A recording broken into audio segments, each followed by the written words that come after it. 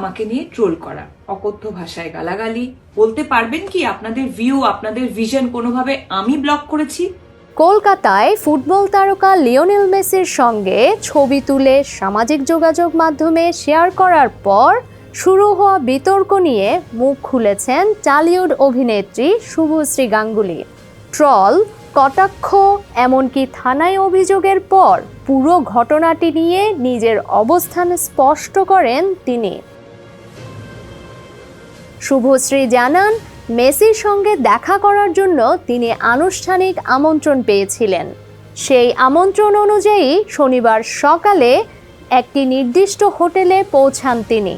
সেখানেই প্রথমবার মেসির সঙ্গে সাক্ষাৎ হয় এবং ছবি তোলা হয়।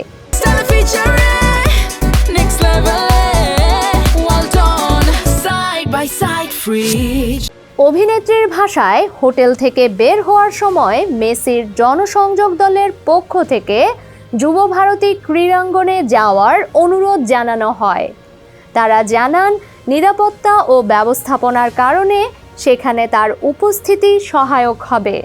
শুভশ্রী বলেন, পরিস্থিতি উত্তপ্ত হয়ে ওঠার পর তিনি সেখান থেকে চলে যান। কেন বাংলা চলচ্চিত্র ইন্ডাস্ট্রি থেকে শুধু তাকেই আমন্ত্রণ জানানো হলো, এই প্রশ্নে শুভশ্রী বলেন, এর উত্তর আয়োজকদের পিআর টিমই ভালো দিতে পারবে। তিনি জোর দিয়ে বলেন, পুরো ঘটনার দায় তার নয়, বরং আয়োজকদের ওপরেই বর্তায়। ট্রল প্রসঙ্গে ক্ষোভ প্রকাশ করে শুভশ্রী বলেন, তিনি মাঠে দাঁড়িয়ে কারো দৃশ্য বাধাগ্রস্ত করেননি। হোটেলে গিয়ে ছবি তোলা কোনো অপরাধ হতে পারে না। ভুল সময়ে প্রযুক্তিগত কারণে ছবি পোস্ট হওয়াকে তিনি অনিচ্ছাকৃত ভুল হিসেবে উল্লেখ করেন। নারী হিসেবে বারবার আক্রমণের শিকার হওয়া নিয়েও প্রশ্ন তুলেন এই অভিনেত্রী।